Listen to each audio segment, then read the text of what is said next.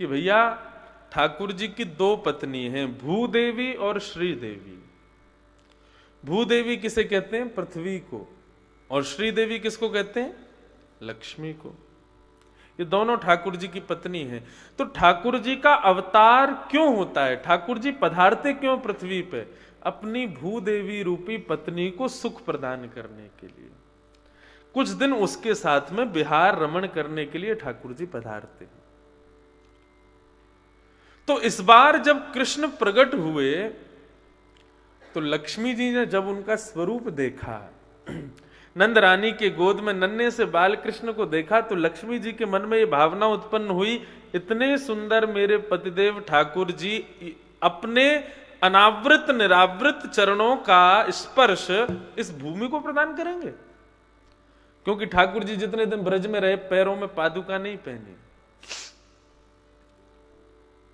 आप द्वारिका चले जाना, द्वारिका में जब दर्शन करोगे तो द्वारिकाधीश के चरणों में जूती होती है।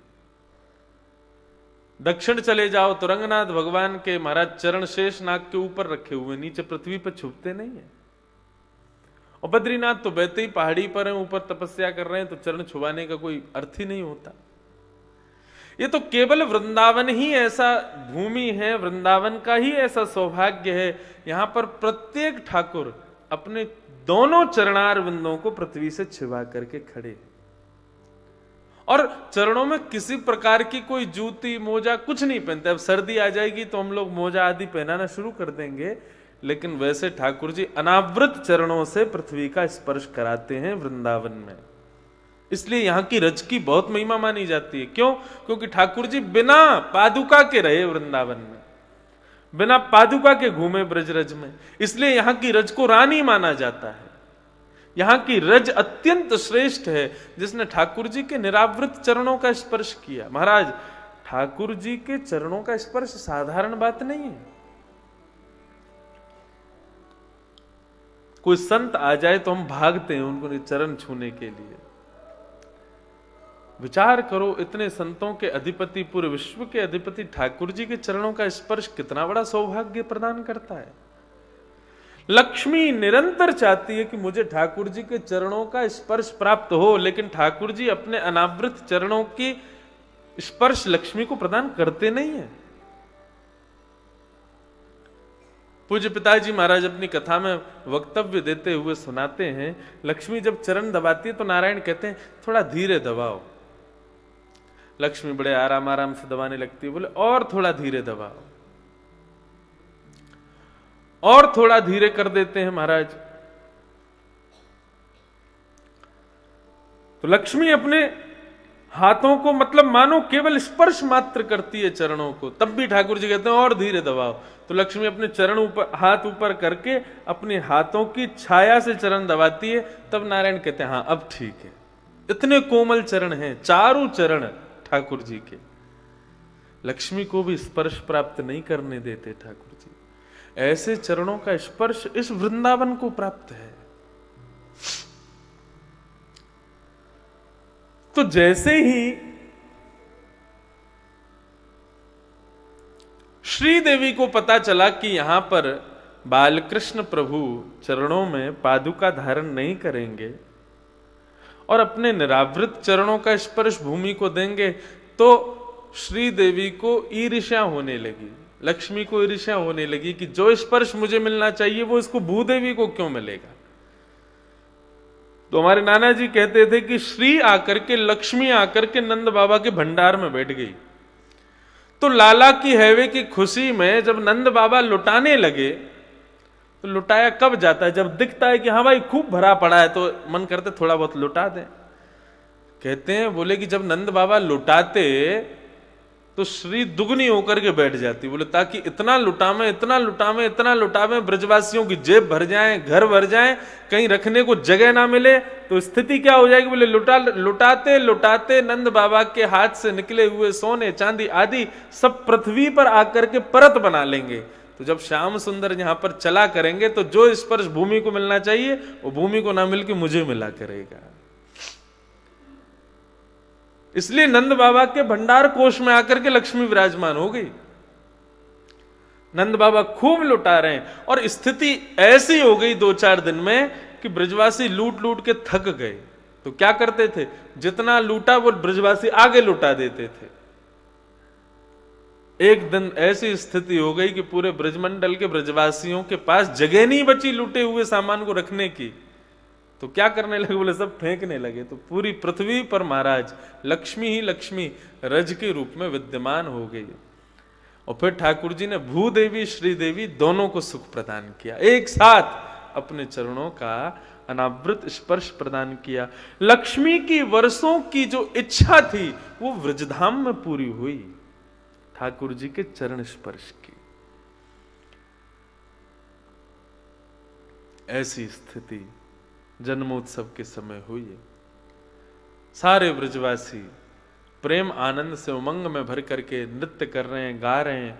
तभी कंस ने अपने यहां पर पूरी महाराज राक्षसों की टोली बुलाई और बताया कि कल नंदरानी हमारी देवकी के गर्भ से एक बालिका ने जन्म लिया और उसने मुझको बताया कि मेरे अष्टम गर्भ देवकी के अष्टम गर्भ मेरे काल ने ब्रजमंडल में कहीं जन्म ले लिया, खोजो कहां है। तो सबसे पहले हाथ उठाया पूतना ने, बोले ये काम मुझको प्रदान किया जाए। मैं घर घर में जाऊंगी, 10 दिन के भीतर जितने बालकों ने जन्म लिया सबको अपने स्तन का पान कराऊंगी, स्तन में कालकूट विष लगा करके जाऊंगी, बालक स्तन पान करेगा, उसकी मृत्यु हो जाएगी। इसी बीच में आपके शत्रु कृष्ण की भी मृत्यु हो जाएगी। कंस कहने लगा तुमको घर में घुसने कौन देगा, इतनी राक्षसी जैसा तुम्हारा स्वरूप, इतने बड़े बड़े दांत, बड़े बड़े नाखून तुम्हारे, कौन आने देगा घर में। महाराज मैं मंत्र विद्या से अपना रूप बदल लूंगी। और पूतना ने अपना स्वरूप बदला, स्वरूप बदल करके घर घर में जाती है, बालकों का अपना पयोधर पान कराती है और पयोधर का पान करते ही कालकूट विष को गर्भ में लेते ही बालक मर जाते हैं। ऐसी स्थिति करती हुई पूतना जैसी गोकुल में पहुंची, गोकुल में देखा अबीर गुलाल उड़ाए जा रहे हैं, खूब आनंद निमग्न होकर के सब ब्रजवासी गा रहे हैं। तभी पूतना ने मन में विचार किया, हो ना हो महाराज कंस के शत्रु ने यहीं जन्म लिया है। पूतना पधारी गोकुल में। बंधुओं बहुत ध्यान से सुनिएगा, सावधानियों से सुनिएगा इस प्रसंग को। आपने भले ही कथाएं सुनी हो, भले ही खूब बार पूतना मर्दन का भाव सुना हो, लेकिन आज विशेष रूप से सुनिए। पूतना कौन है? पूतना है अविद्या, अज्ञान। हम आप सबके भीतर जो अज्ञान विद्यमान है वो अज्ञान ही पूतना का स्वरूप है। अज्ञान किसे कहते हैं? विवेक बोध ना होना ही अज्ञान है। अब पूछा जाए विवेक किसे कहते हैं? सद असद का ज्ञान ही विवेक है। क्या सही है, क्या गलत है, क्या उचित है, क्या उत्तम है, क्या ध्रुव है, क्या साधारण है, ये बोध हो जाना ही ज्ञान है।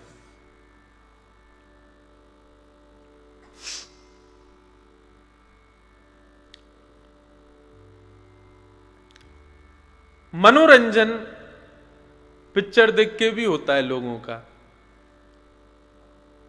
और मनोरंजन ठाकुर जी की भजन संध्या आदि कीर्तन आदि के कार्यक्रम जो शाम को किए जाते हैं उनमें भी होता है। लेकिन उस मन के रंजन को कहां ले जाकर के सार्थक करना चाहिए? फिल्मी गाने पर, डीजे आदि पर नृत्य करके सार्थक करना चाहिए कि ठाकुर जी के सुंदर भजन कीर्तनों पर थिरक करके उसको सार्थक करना चाहिए? यह ज्ञान होना ही विवेक है। साधारण भौतिकवाद, चतुर्विध पुरुषार्थ की प्राप्ति का ज्ञान लेना विशेष है कि ठाकुर जी की प्रेम भक्ति का आस्वादन करना विशेष है। प्रवचन भी दो प्रकार के होते हैं। एक प्रवचन तो होता है जिसमें हम लोग अपनी लाइफस्टाइल को ठीक करते हैं। आजकल बहुत हो गए हैं हमारे भारत में मोटिवेशनल स्पीकर्स, मोटिवेशन देते हैं, जीवन को पवित्र कैसे किया जाए, जीवन को सुखद कैसे बनाया जाए। वह सुनना सार्थक है कि श्याम सुंदर की प्रेम भक्ति का आस्वादन करना, उस प्रवचन को सुनना सार्थक है। जीवन को सुख बनाना ही सार्थक होता ना तो फिर सुदामा जी भी किसी मोटिवेशनल स्पीकर के पास ही जाते।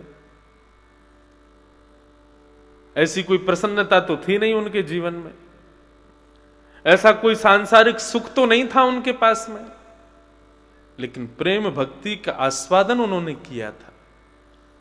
यही विवेक है, हम क्या ग्रहण करें, क्या ग्रहण ना करें, क्या उचित है, क्या उचित नहीं है। एक होता है ना, मैं कल की कथा में, जाने परसों की कथा में बता रहा था, एक होता है जो मुझको भाए और एक होता है जो मेरे लिए उचित है। दोनों में से किसका आस्वादन करना चाहिए, ये जानना, ये पता होना ही विवेक है, उसी को ज्ञान कहते हैं।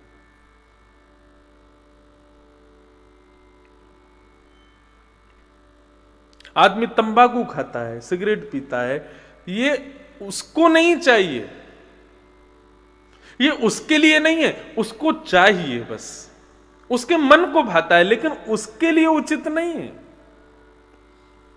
जिस दिन ये विवेक हो जाएगा उसी दिन वो ज्ञानी माना जाएगा। और जब तक वो इसी अज्ञान में रहेगा कि नहीं है मेरे मन को भाता है, मैं लेता ही रहूं, ये मन को भाने वाली बात ही, यही पूतना है हमारे भीतर। इसी को अज्ञान कहते हैं, अविद्या कहते हैं। तंबाकू के पैकेट पे बाहर लिखा रहता है कैंसर किल्स, और स्पष्ट लिखा है कि इसके अंदर भीतर जो धातु है उसका सेवन करोगे तो तुम्हारी मृत्यु सुनिश्चित है, लेकिन फिर भी आदमी सेवन करता है। ये अज्ञान नहीं है तो क्या है, ये अविद्या नहीं है तो क्या है। थिएटर में जाते हैं पिक्चर देखने के लिए, तो पिक्चर बाद में शुरू होती है, पहले वो एडवर्टाइजमेंट आता है, उसमें दिखाएंगे किसी का मुंह फटा हुआ है, सिगरेट पीने से ऐसा हो गया, तंबाकू खाने से ऐसा हो गया। तो जो लोग नशे में धुत हैं, इन सब वस्तुओं के आसक्ति में हैं, वो लोग उस समय अपनी आंख बंद कर लेते हैं या फोन खोल लेते हैं या कहीं अपना ध्यान भटकाते हैं। ये जो हमारे भीतर स्थिति हमको उस चीज को स्वीकार करने से रोकती है, वही पूतना है। कहने का सीधा अभिप्राय, जो कृष्ण मिलन में बाधा बने वही पूतना है, वही अविद्या है, वही अज्ञान है। पूतना ने ऐसी स्थिति कर दी महाराज, कृष्ण प्रेम में उन्मुक्त नाच रहे ब्रजवासी सब कृष्ण का स्मरण कर रहे थे, लेकिन जैसी पूतना आई, पूतना की चाल देखकर, ढाल देखकर, स्वरूप देखकर, उसके पहनाव उड़ाव को देखकर, उसके नेत्रों की मटकन देखकर, उसके मुस्कान देखकर के ब्रजवासी मोहित हो गए उस पर। गा रहे ठाकुर जी का कीर्तन, लेकिन जैसे ही पूतना को देखते हैं, पूतना को देख के कहते हैं अरे माई बाप कितनी सुंदर है, ऐसी सुंदर। भूल गए कीर्तन करना, भजन करना। सब ब्रजवासी उसकी रूप माधुरी का आस्वादन करने लगे। तभी पूछती है कि नंद भवन कहां है। जिससे पूछा नंद भवन कहां है, उसको तो बेहोशी आने लगी, बोले मुझसे बात कर रही है इतनी सुंदर। उसने कहा वो सामने दो यमला अर्जुन के वृक्ष दिख रहे हैं, बोले हाँ वो नंद भवन ही है, चली जाओ। आगे आगे पूतना, पीछे पीछे महाराज सैकड़ों लोग चल रहे हैं उसके रूप माधुरी पर आसक्त होकर के। ये पूतना ही तो है, कहां ठाकुर जी के भजन में लगे थे और आकर के उसने सबको अपने रूप माधुरी पर आकृष्ट कर लिया। ये पूतना ही तो है। 4 घंटे की कथा में यदि आपका फोन आपको अपनी ओर आकृष्ट कर रहा है तो वो पूतना है। 4 घंटे की कथा में निद्रा यदि आपको आ रही है तो निद्रा पूतना है। 4 घंटे की कथा में कुछ खाने की पीने की इच्छा हो रही है तो खाने पीने की पदार्थ भी उस समय पूतना के स्वरूप हैं, उनसे बचो। भगवत कार्य के मध्य में यदि कोई विक्षेप डाले उसको पूतना समझना। पूतना ने जैसी नंद भवन में प्रवेश किया, नंदरानी यशोदा गोद में नन्हे से 6 दिन के कन्हैया हैं उनको खिला रही थी, और जैसे ही यशोदा मैया ने देखा पूतना के रूप को देख करके यशोदा मैया भी बावली हो गई। आहा कितनी सुंदर। और विधाता को कोसने लगी, अरे विधाता या तो मेरे लाला को कछु दिना पहले जन्म दे दे तो, या फिर याकू कछु दिना बाद में दे तो अपने लाला को भैया यही तो कर देती, इतनी सुंदर।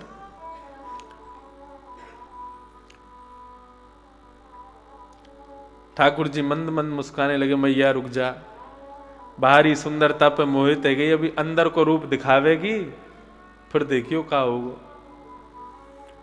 पूतना आई, यशोदा मैया ने प्रणाम किया, कहो बहन कहां ते आई हो? बोले पास के गांव ते आई हूं, सब ब्रजवासी लाला को आशीर्वाद देवे जा रहे, तो मैंने सोची मैं क्यों पीछे रहूं, मैं भी जाऊंगी, तो मैं यहां मारे आ गई। अच्छा पहले कभी देखो ना आपको। पूतना कहती है रत्न छुपके रहता है, रत्न सबके सामने प्रकट कर दें तो फिर चोरी हो जाता है। यशोदा बोली हाँ रत्न तो तुम हो, आज तुम्हारे रूप को देख के लगो है कि रत्न हो। इतने में ही कुछ सखियां आई, आकर के यशोदा मैया से बोली बाहर बहुत सारी ब्रजवासिन आई हैं, सब आपको दर्शन करना चाहे, सब लाला ते मिलना चाहे। कहा के? बोले लाला तो देखो अभी पौड़वे को समय, अभी दर्शन ना है देखो। तो मैया फिर एक काम करो, लाला को सुलाए दो, आप आकर के सबन से मिल लो, इतनी दूर दूर से सब आई हैं, सबको न पूछ लोगी जाके कैसी है, कहा हालचाल, तो सबको अच्छा लगेगा। यशोदा बोली अभी कैसे जाऊं, लाला तो सोया ना है। पूतना बोली मैं सुला देती हूं लाला को, आप जाओ। कई बार हम व्यक्ति के भीतर के गुण ना जाने बगैर उसके बाह्य आकृति को देख करके, उसके बाह्य स्वरूप को देख करके उस पर पूर्ण विश्वास कर लेते हैं कि अच्छा ही होगा, लेकिन ये गलती है हमारी। यशोदा मैया ने लाला पूतना की गोद में दिए और बाहर चली गई। जैसे ही बाहर गई पूतना ने कन्हैया को देखा, कन्हैया ने तुरंत अपने नेत्रों पर हाथ रख लिया। हाथ क्यों रखा? बोले ठाकुर जी ने अपने नेत्रों पर हाथ इसलिए रखा, पूतना राक्षसी है, पूतना कुरूपणी है, पूतना एक दैत्य वंश में जन्म लेने वाली एक राक्षसी है, आज लक्ष्मी बन के आई है। भगवान कहते हैं मैंने तुमको जैसा भेजा पृथ्वी पर, मेरे सामने जब आओ ना तो वैसे ही आओ, अपना रूप बदल करके मत आओ। बंधुओं कोई बाह्य श्रृंगार की बात नहीं हो रही है। ठाकुर जी के दर्शन करने के लिए जाएं तो हम सिंपल सोवर बन के जाएं, श्रृंगार ना करके जाएं, ऐसी कोई बात नहीं है। मैं बाह्य श्रृंगार की बात नहीं कर रहा, मैं आंतरिक श्रृंगार की बात कर रहा हूं। जब ठाकुर जी के सामने हम जामे प्रस्तुत हो में, तो हमको जैसा ठाकुर जी ने पृथ्वी पर भेजा था हम वैसे ठाकुर जी के सामने जावे। जैसे कि मैं व्यास हूं,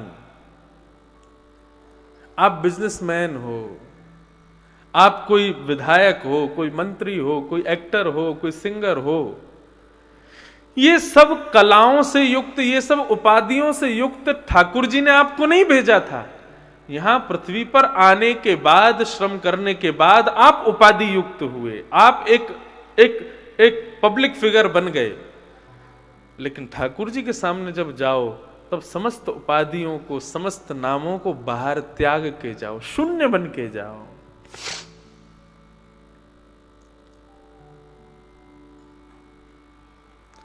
ठाकुर है तू मैं तेरा पुजारी, ठाकुर है तू मैं तेरा पुजारी। और अगली बात मुझे बड़ी बढ़िया लगती है, तेरा खेल हूं मैं, तू मेरा खिलाड़ी, तेरा खेल हूं मैं, तू मेरा खिलाड़ी। इस भावना से जाना है ठाकुर जी का दर्शन करने। हम कठपुतली तेरे हाथ की, चाहे तुझे से न चाले मुरलिया वाले, चाहे जैसे न चालो। इस स्थिति के साथ में ठाकुर जी का दर्शन करने के लिए जाना है। अपनी उपाधियों को त्यागो। आज पूतना राक्षसी है, लेकिन ठाकुर जी के सामने रूप बदल कर गई है, भेष बदल करके गई है, इसलिए ठाकुर जी ने उसको नहीं देखा। हम राधा रमन जी का दर्शन करने जाते हैं, यदि अपनी उपाधियों से युक्त अपने रूप को, भेष को बदल करके जाते हैं, राधा रमन जी हमको नहीं देखते। ठाकुर जी हम अपनी आंखों पे हाथ रख लेते हैं। हजारों लोग ठाकुर जी का दर्शन करते हैं, वो श्रेष्ठ बात नहीं है। उन हजारों में राधा रमन जी किसको देखते हैं, वो श्रेष्ठ बात है, वो श्रेष्ठ है। पूतना गई, ठाकुर जी ने नहीं देखा। पूतना ने अपने पयोधर का पान कराया। ठाकुर जी ने पहले उसके पयोधर पर लगे विष को पिया, उसके दुग्ध को पिया, उसके पुण्यों को पिया, पापों को पिया, शरीर के रस तत्वों को पिया, और सबको पीते हुए अंत में प्राण ही समम रोष शमन वितो पिबत, जैसे ही प्राणों को पीना शुरू किया, पूतना को घबराहट होने लगी, ये क्या हो रहा है। और घबराहट होते होते होते महाराज उसके बड़े बड़े दांत बाहर आने लगे, बड़े बड़े नखून प्रकट होने लगे, कुरूपणी होने लगी, राक्षसी के रूप में परिणत हो गई। और जैसे ही राक्षसी के रूप में परिणत हुई, कन्हैया छोड़, लाला छोड़, कृष्ण छोड़, बार बार ठाकुर जी को अपने पयोधर से दूर करे। ठाकुर जी ने भी कस के पकड़ लिया। और अब जब वो पूतना राक्षसी बन गई, तो ठाकुर जी अपने नेत्र खोल के और पूतना को देखते हैं। और 7 दिन के कन्हैया, नन्हे से बाल कृष्ण, बिना दांत के, अभी दांत भी नहीं, 7 दिन के बालक के तो कुछ नहीं होता, 7 दिन के कन्हैया बोल पड़े, मौसी जी हम तो जाकू पकड़ लेना तो फिर ठिकाने लगा के छोड़ें, बिना ठिकाने लगा लेना ही छोड़ें। अब आपको पकड़ो है तो आपको ठिकाने लगा के छोड़ेंगे। 7 दिन का बालक बोलता है, कन्हैया बोलता है, नन्ना सा कन्हैया बोलता है। महाराज ठाकुर जी ने उसके प्राणों को पिया। जैसे ही प्राणों को पिया, विशाल विकराल स्वरूप धारण करती हुई पूतना नंद भवन के पीछे न जाने कितने खेतों को अपने नीचे चूर्ण बनाती हुई धड़ाम से गिरती है। दौड़ करके समस्त ब्रजवासी गए तो देखा पालने में ठाकुर जी नहीं थे, पीछे विशाल विकराल एक राक्षसी पड़ी है, उसकी ऊपर पयोधर पर दूध का पान करते हुए नंद नंदन अभी भी पौड़े हुए। ब्रजवासी सब नसैनी लगा करके ऊपर चढ़े, ऊपर जाकर के ठाकुर जी को गोद में लिया। गोपियां सब ठाकुर जी को लेकर के गौशाला में गईं, जाकर के गाय के पृच्छ से झाड़ा लगाया और ठाकुर जी के 12 अंगों में गाय के खुर की रज का लेपन किया।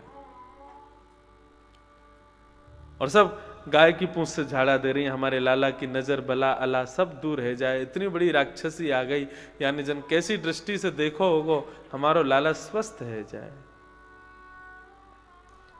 ठाकुर जी मन ही मन मुस्कुरा रहे हैं, आनंद ले रहे हैं। जगत दिता जगदाधार परमेश्वर आज ब्रजवासियों के प्रेम रस का आस्वादन कर रहे हैं।